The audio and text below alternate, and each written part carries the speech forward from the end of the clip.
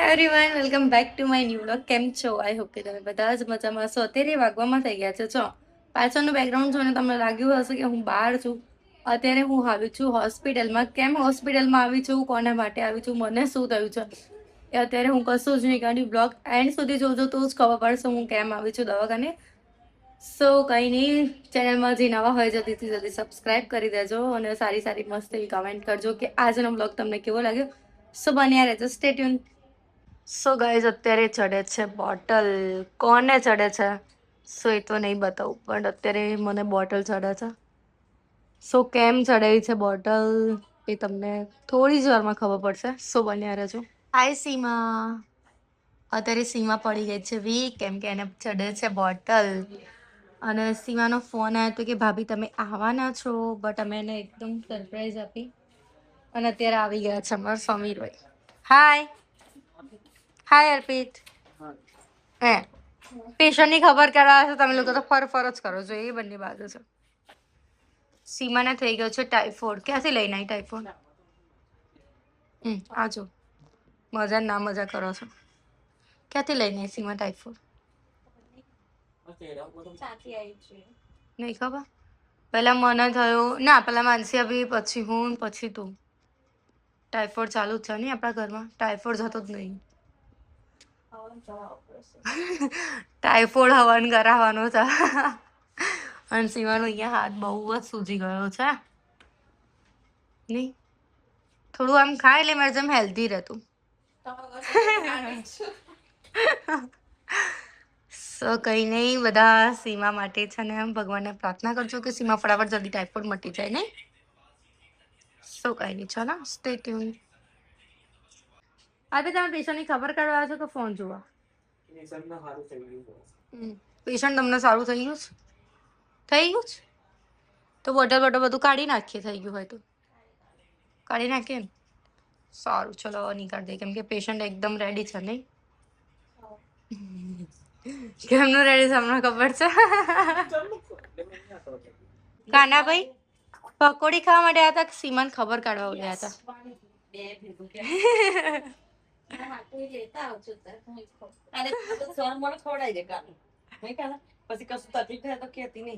મામી મને જયારે ટાઈફોઇડ થતો હતો ને ત્યારે હું સીમાને એવું કહું, સીમા મને એક કુરકુરી આપે ને, ત્યારે સીમા નથી આપતી. માન અડધું કુરકુરી જ આપતી હતી.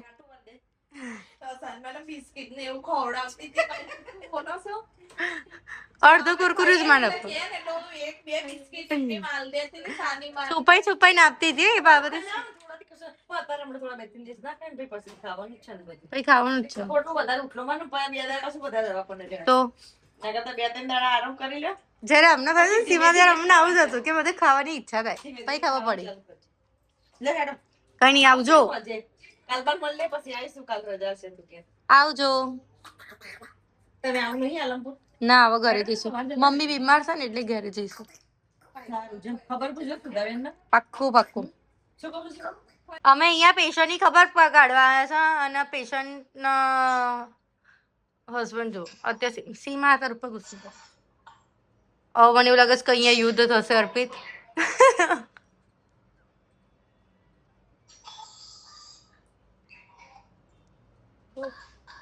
સીમા શું કહીશ તું યુદ્ધમાં? છેલ્લે જીત તો આપણી જ થાય છે ને. ગાઈસ અત્યારે મને ચડે છે બોટલ.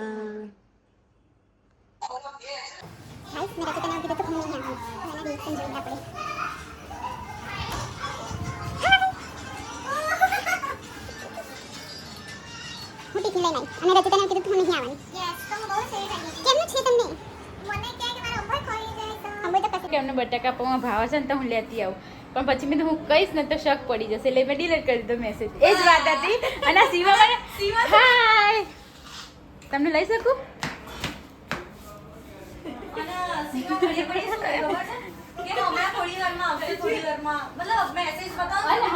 મને છે ને મેસેજ કરજો કે શું છે, મને કોને પર્સનલમાં, હું એકલી જ છું, મને કોને પર્સનલ પર કઈ વાત જ નથી તો શું કહું. અરે મને કે કાલ તું આઈસ ને તાર કહે મને કઈ ધક થાય એટલે મેં કીધું કે રચિતા આવે મેં કીધું નહીં કોઈ નહીં મેં કીધું એટલું બાનું કાઢ્યું વિચારો. આ બાના હું બાના કાઢો મને કોને યાર પણ કઈ વાત જ નથી શું કહું તો હું એ ગોળ ગોળ ફેરવતી હતી એને આટલી મોટી જો સરપ્રાઈઝ આ બારબી એ જો કેવું કેમ આટલી ખતરનાક સરપ્રાઈઝ આપી યાર? આપતી જ પડે સરપ્રાઈઝ આટલી બધી પણ? ખતરનાક આટલી મસ્ત સીમા તું શું કહીશ? હું ચોથી ના. મેં કીધું મેં અર્જુન તો ને- કોણ આવ્યું? મને નથી ખબર કે રોડમાં કેવી આવવાના છે પણ મેં છે ને મને સીમાએ શું કીધું ખબર છે? કેવુરભાઈ અમને મળ્યા ને, મતલબ કેવુરભાઈનો ફોન આવ્યો તો અલ્યા સીમા કે માનસીબેન બોલે એમ. મેં કીધું રવા દે એમના બિચારાની તબિયત નહીં સારી ને. મેં કીધું નથી બોલાવે એમ. મેં કીધું હું છું, હું આજની રાત રહી લઈશ એમ. ક્યારની વિચાર્યું તું મેં તને પૂછ્યું ફિરવા રજી સાચું કે છે જવાની છે કાવાની છે ખબર? પછી મેં ખાતા ખાતા સુબેન કીધું કે આપણે ફટાફટ જઈને આવ્યા તો કે ના મારા બૈરા જોડે વાત કરવાની તો પછી મેં કીધું ચાલો તો મેં કીધું એકલી જાઉં તો મંથનનો ફોન આવ્યો તો મંથને કીધું હું એકલી જાઉં છું સીમાન જોડે થોડી રજી નાથી રજી આવી છે તો કે કામ કરીને રોહનને લઈ જા કે રાત થઈ ગઈ છે તો એક્ટિવા લઈને ના જઈ તો મેં રોહનને ફોન કર્યો તો એવું ના કીધું હું જવાની ત્યાં જઉં છું નહીં તો એ બધા કહી દે સાચી વાત છે. તો પછી એમને તો મંથને ફોન કર્યો તો મંથને કહી દીધું પછી પાછો ફોન આવ્યો મેં પાછો ફોન કર્યો તો કે અમે દવાખાને ટિફિન લઈને જઈએ છીએ એટલે તમારા જોડે ગાડી એટલે હવે તમે ઘેર જતા રહેશો પાછા? હા, મને મજા નહીં ઓકે. આપણને આટલું મળવા આવે એટલું સુખ લાગે. હું ચોથી જ એક્સ કહું તો છું, હું જેટલી આમ અર્પિતા જોઈને એટલી બધી એક્સાઇટેડ નહીં થતી એટલી તો આમને જોઈને એક્સાઇટેડ થઈ ગઈ છું. હું ચોથી જ કે અંદર આવ્યું કોણ? એવું પોસિબલ જ નહીં કે બધા ભેગા થયા ને હું ના આવું સાચી વાત. સહી બાત है, સહી પકડે હે. આખા આમ તેડી લઈ આ બધા સીમાને ઓ માય ગોડ. સારું કહેવાય. સરસ સરસ. સાચી વાત. સીમાને જો સોરમણ ભમર થઈ ગઈ લાગે છે દવા યાર દવાખાનું જાય એટલે મસ્તી ના મસ્તી ના કરાય. બોલો ચલો. ગાઈસ અહીંયા ડોગી જુઓ. નહીં હા તો હાલ. તને ઇડલી નથી ભાવતી? ના એને હજુ ઇડલી નહીં ખાઈ ને એને એટલે એને એમ થાય છે કે આ શું નવું નવું આવી ગયું યસ. અને અત્યારે એને પ્રેમ પર આવી ગયો છો. સીમા ઉપર મન ડોગ ઉપર બહુ દયા આવે સાચું મારા ઘરમાં સર અમે નાના કુકુલિયાને બધું ખવડાવીએ છીએ. ઇડલી વિડલી બધું ખવડાવીએ છીએ. હું 100% લાગો. માનસીભાઈ એ લઈ લો. આવજો. બાય બાય પેલા બે કેક 1 મિનિટની ખુશી પણ બહુ મજા આવી. આઈ એટલે ખાલી ટિફિન બનાવું આવજો. ક્યારે મળીશું હવે? પતા નહીં કબ મિલેંગે હું કહું? હા આમાંથી અડધી મેં ખાલી કરી દીધી દ્રાક્ષ પરમ દિવસ રાતે ઓહો. પરમ દિવસ અમે કેટલું જાગ્યા હતા નહીં હમ.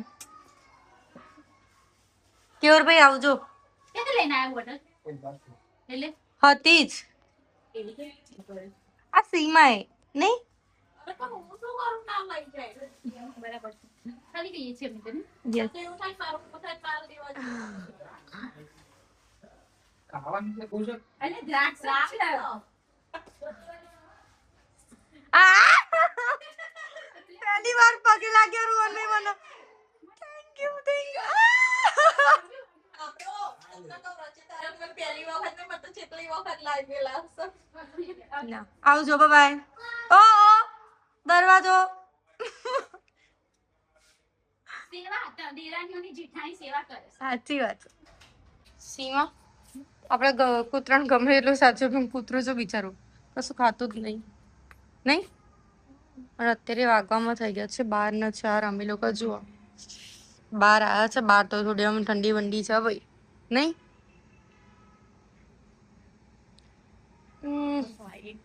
ચલો જઈએ. સો ગાઈઝ અત્યારે વાગવામાં થઈ ગયા છે 12:15 અને સીમાને ટાઇફોઇડ હતો એટલે અમે લોકો એને મળવા હતા. પછી ડૉક્ટરે કીધું કે આજે રાત એને રહેવાની છે તો અમે લોકો આજે એમના જોડે રહેવાના છે.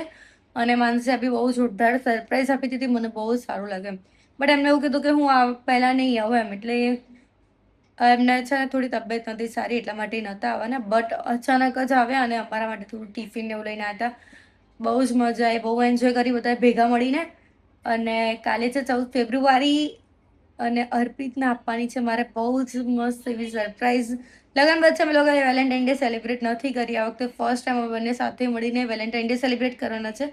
બટ એમને કશું જ આઈડિયા નથી કે હું શું કરવાની છું શું નહીં. હા ઘરે મારા સાસુ સસરાને ખબર હતી કે હું શું કરવાની છું શું નહીં. બટ અર્પિતને કંઈ જ ખ્યાલ નથી. સો તમે લોકો બ્લોગ જોજો. હું બ્લોગ મૂકવાની છું, ભલે નાની ક્લિપ હશે તો નાની, બટ બ્લોગ તમારી સાથે જરૂર શેર કરીશ. તો બસ ગાઈઝ, આજના બ્લોગમાં આટલું હતું. બ્લોગ સારો લાગ્યો તો લાઈક, કમેન્ટ અને શેર કરજો. ચેનલમાં નવા હોય તો જલ્દીથી જલ્દી સબસ્ક્રાઇબ કરી દો. મળે એક મસ્ત મજાના બ્લોગની સાથે. ત્યાં સુધી જય શ્રી કૃષ્ણ. હર હર મહાદેવ.